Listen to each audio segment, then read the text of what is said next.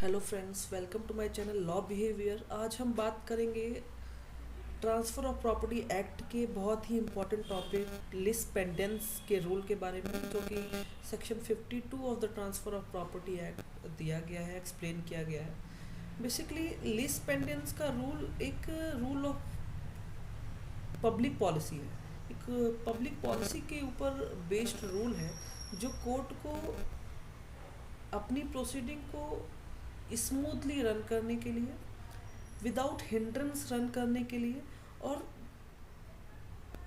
एक सूट में कोई अन्य इशू या डिफरेंट इशू क्रिएट ना हो जाए, इस कारण बनाया गया। बेसिकली सेक्शन 52 इनैक्ट करता है उस रूल को जो कि लिस पेंडेंस के नाम से जाना जाता है। बेसिकली ये जो रूल है ये बेस्ड है एक मैक्सिम पे, जिस मैक्सिम का नाम है पेंडेंटे लाइट निहिल इनोवेटोर। इसका मतलब होता है that is pending a litigation nothing new should be introduced. मतलब कि जिस दौरान कोई भी लिटिगेशन, कोई भी वाद लंबित है किसी न्यायालय में, उस वक्त उसी इशू पे, उसी विवादक तथ्य पे आपको कोई नया सूट इंट्रोड्यूस नहीं करना है, नया सूट इंस्टीट्यूट नहीं करना है किसी सेम जुरिडिक्शन या फिर अदर कोर्ट में। बेसिकली ये रूल फैसिलिटेट करता है कोर्ट्स को अपनी एक प्रिंसिपल प्रोसीडिंग को डिसाइड करने में, फाइनली डिसीजन देने में, जिससे कोर्ट का टाइम बचता है। अदर प्रोसीडिंग को डील करते समय अदर प्रोसीडिंग इंस्टीट्यूट नहीं होंगी तो उनका टाइम बचेगा, और आप जो आपका ऑर्डर है प्रिंसिपल, उसको इनिशियल मतलब कि अच्छे तरीके से आप दे सकते हैं। मतलब अब हम बेसिकली बात करेंगे सेक्शन 52 क्या कहता है। तो सेक्शन 52 ये कहता है कि during the pendency of a suit और proceeding which any right to immovable property, मतलब कि हम ट्रांसफर ऑफ प्रॉपर्टी की बात कर रहे हैं तो यहाँ पे इमूवेबल प्रॉपर्टी के बारे में बात कर रहे हैं। तो अगर कोई भी सूट या फिर लिटिगेशन पेंडिंग है किसी कॉम्पिटेंट कोर्ट में in regard of immovable property, और जो भी क्वेश्चन इशू है वहाँ पे, चाहे वो डायरेक्टली इशू हो, चाहे वो स्पेसिफिकली या इनडायरेक्टली इशूड हो, तो वो property can not be transferred. मतलब कि उस प्रॉपर्टी को आपको ट्रांसफ़र नहीं करना है during the pendency of the suit, और किसी भी तरीके से आपको डीलिंग नहीं करनी है उस सूट के लंबन के दौरान, उस सूट के पेंडेंसी के दौरान, ठीक है, जिसके कारण उस सूट की पार्टीज को कोई एडवर्स इफेक्ट पड़ता। फॉर एग्जांपल, ए नाम के व्यक्ति ने बी नाम के व्यक्ति के अगेंस्ट अपनी किसी इमूवेबल प्रॉपर्टी के रिगार्डिंग कोई सूट फाइल किया हुआ है। During the pendency of the suit, जब तक वो सूट में जो डिस्प्यूटेड क्वेश्चन है वो कोर्ट डिसाइड नहीं कर देती, तब तक उस इमूवेबल प्रॉपर्टी की डीलिंग किसी भी तरह से ए या फिर बी उस प्रॉपर्टी को ट्रांसफ़र नहीं कर सकते किसी को। ये सेक्शन 52 का बेसिक रूल है। Now what is the essential elements of section 52 of the transfer of property act. तो अगर आपको सेक्शन 52 एप्लीकेबल करना है, मतलब कि ट्रांसफ़र ऑफ प्रॉपर्टी एक्ट 82 को एप्लीकेबल करना है किसी सूट में, तो आपके लिए इसेंशियल एलिमेंट क्या कहता है, मतलब कि सेक्शन 52 क्या कहता है, कब अप्लाई हो जाएगा, क्या इसेंस होना चाहिए सेक्शन 52 के एप्लीकेबिलिटी के लिए। तो सबसे पहले सूट पेंडिंग हो, सूट किसी कॉम्पिटेंट कोर्ट में, सूट और कोई भी प्रोसीडिंग किसी कॉम्पिटेंट कोर्ट में पेंडिंग होनी चाहिए, और जो कोर्ट है जहाँ पे वो सूट और प्रोसीडिंग पेंडिंग है वो कॉम्पिटेंट होना चाहिए।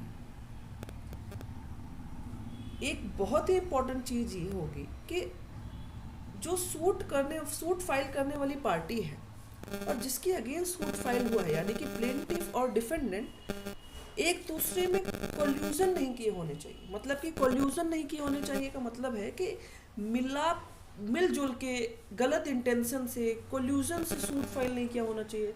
फॉर एग्जांपल, अगर ए और बी आपस में सूट फाइल कर देते हैं केवल जानबूझ करके एक अदर पर्सन को परेशान करने के लिए कि उस टाइम पे ये प्रॉपर्टी पे लिस पेंडेंस का रूल अप्लाई हो जाए और उसको सेल ना किया जा सके, केवल इस इंटेंशन से कोलाइड करके अगर वो किसी कोर्ट में सूट फाइल कर देते हैं तो वो suit in the nature of collusion कहा जाएगा।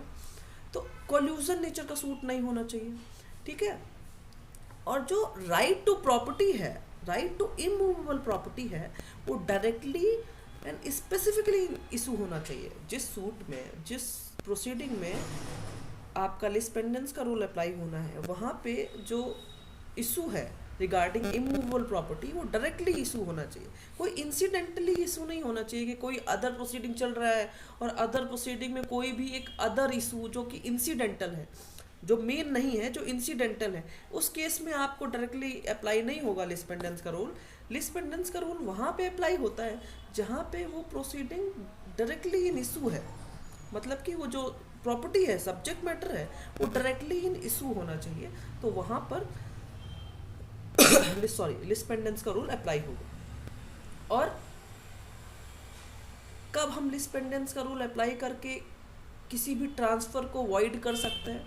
तो तब जब during the pendency of the suit regarding immovable property किसी पार्टी ने उस प्रॉपर्टी को ट्रांसफ़र कर दिया है किसी अदर पार्टी को, या फिर किसी भी तरीके से उस प्रॉपर्टी की डीलिंग कर ली है, और वो जो डीलिंग उन्होंने की है, जो ट्रांसफ़र उन्होंने किया है, उससे जो सूट की पार्टीज़ हैं उनका राइट अफेक्ट हो जाएगा। जो अदर पार्टी है लिटिगेशन की, उनका राइट क्या हो जाएगा? अफेक्ट हो जाएगा। तो इस केस में आपका लिस पेंडेंस का रूल अप्लाई हो जाता है और जो आपने ट्रांसफ़र किया है वो वॉइड हो जाता है। अब एक बार फिर से हम इस सिलसिले को देख लेते हैं। तो सबसे पहले सूट पेंडिंग होना चाहिए किसी कॉम्पिटेंट कोर्ट में। सूट का जो नेचर है वो कोल्यूसिव नहीं होना चाहिए, कोल्यूजन नेचर का सूट नहीं होना चाहिए। सूट में जो इमूवेबल प्रॉपर्टी जो इशू में है वो डायरेक्टली इशू में होना चाहिए, इंसिडेंटली इशू में नहीं, डायरेक्टली इशू में होना चाहिए। और जो प्रोसीडिंग के बीच में जो डिस्प्यूट चल रहा है जिस प्रॉपर्टी के बीच में, जिस प्रॉपर्टी के रिगार्डिंग, उस प्रॉपर्टी को ड्यूरिंग द पेंडेंसी आपने ट्रांसफ़र किया हुआ, और जिस ट्रांसफ़र से या फिर कोई भी डीलिंग की है, जिस डीलिंग या ट्रांसफ़र से उस अदर पार्टी को, उस लिटिगेशन के अदर पार्टी के राइट एडवर्सली इफेक्ट हो रहे हों, उस केस में लिस पेंडेंस का रूल अप्लाई हो जाता है।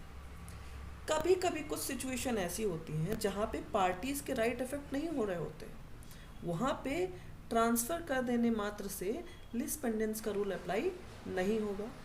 लिस पेंडेंस का रूल तभी अप्लाई होगा जब राइट लिटिगेटिंग पार्टी के एडवर्सली इफेक्ट होते हैं, तभी वो आपका लिस पेंडेंस का रूल जो होगा वो अप्लाई होता है।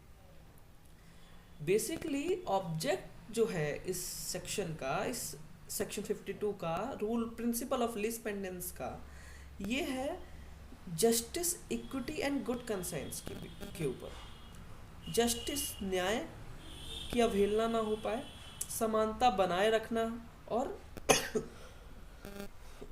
सॉरी गुड कंसाइंस अप्लाई करना इस रूल का ऑब्जेक्ट है। और अगर एक इसका एक्सेप्शन भी है, मतलब जनरली हम देखते हैं किसी भी प्रकार की प्रॉपर्टी में जहाँ पे कोई भी प्रॉपर्टी ट्रांसफ़र करी जाती है गुड फेथ में, बोनाफाइडली, तो वहाँ पे उसको प्रोटेक्शन मिलता है। But this is the exception here, this is the exception. यहाँ पे अगर आप गुड फेथ में अगर कोई प्रॉपर्टी ट्रांसफ़र कर रहे हो, आप बोनाफाइडली ट्रांसफ़र कर रहे हो, तो वहाँ पे यहाँ पे आपको कोई प्रोटेक्शन नहीं मिलेगा। अगर कोई ए नाम का व्यक्ति है जिसकी प्रॉपर्टी बी के साथ में सूट में है, इमूवेबल प्रॉपर्टी, तो ए अगर कोई प्रॉपर्टी ट्रांसफ़र कर रहा है और बी के राइट इफेक्ट हो रहे हैं जो लिटिगेटिंग अदर पार्टी है, तो ए इस डिफेंस को नहीं ले सकता कि आप हमने गुड फेथ में उस प्रॉपर्टी को ट्रांसफ़र किया, हम बोनाफाइडली उस प्रॉपर्टी को ट्रांसफ़र किए थे। तो यहाँ पे बोनाफाइड होना या गुड फेथ आपका प्रोटेक्टेड नहीं है। यहाँ पे टोटली इररेलेवेंट है गुड फेथ और बोनाफाइड ट्रांसफ़र, ठीक है। So if a person purchased suit scheduled property during the pendency of the suit in gross violation of principles of section 52 of the Transfer of Property Act has no enforceability and has no legal right मतलब कि अगर कोई person purchaser की बात कर ले, जहाँ पे हम परचेजर की बात कर रहे हैं, तो अगर वो परचेजर किसी ऐसी प्रॉपर्टी को बाय करता है, परचेज करता है जो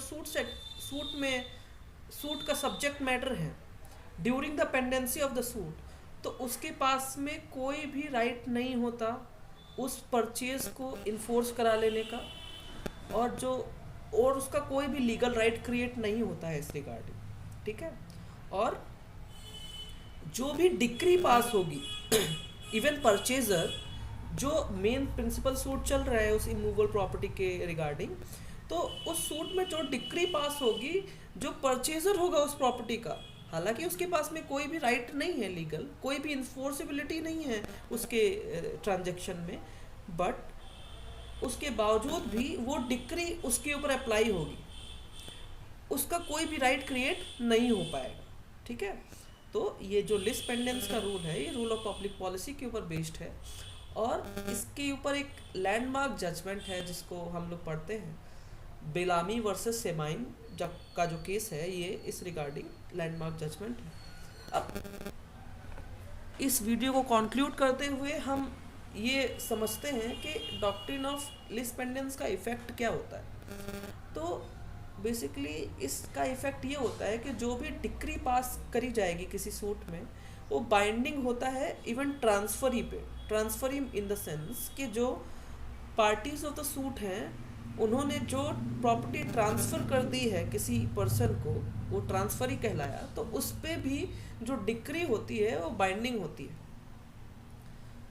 भले ही वो सूट की पार्टीज नहीं है। हम लोग एक रूल पढ़ते हैं कि जो डिक्री होगी सिविल केसेस में, क्योंकि सिविल केस राइट ऑफ पर्सोनम होता है, तो पर्सनल राइट क्रिएट करता है, तो वहाँ पे पर्सनल अप्लाई होती है वो डिक्रीज। बट यहाँ पे वो थर्ड पर्सन है जो ट्रांसफरी है, वहाँ पे उस थर्ड पर्सन के ऊपर भी वो डिक्री जो होगी वो अप्लाई होगी, भले ही वो उस सूट की पार्टीज नहीं, ठीक है। और लीज पेंडेंस को आप ट्रांसफर का प्रोहिबिशन मत समझिएगा। जो लीज पेंडेंस का रूल है वो किसी भी प्रकार के प्रॉपर्टी के ट्रांसफर को प्रोहिबिट नहीं करता है, भले ही वो प्रॉपर्टी सब्जेक्ट मैटर हो किसी सूट की। ये मैंडेट करता है कि जो ट्रांसफरी है, इसका मेन ऑब्जेक्ट ये है कि जो ट्रांसफरी है उस प्रॉपर्टी का, वो फुली बाउंडेड होगा by the decree passed by the court in the suit, ठीक है। तो बेसिक ऑब्जेक्ट लीज पेंडेंस का ये है कि अगर during the course of pendency in the suit before competent court, अगर कोई भी लिटिगेटिंग पार्टी किसी प्रॉपर्टी को जो कि सब्जेक्ट मैटर है सूट का, उसको ट्रांसफर करती है किसी अदर पर्सन को, किसी थर्ड पर्सन को, वो उसका ट्रांसफर ही कहलाएगा।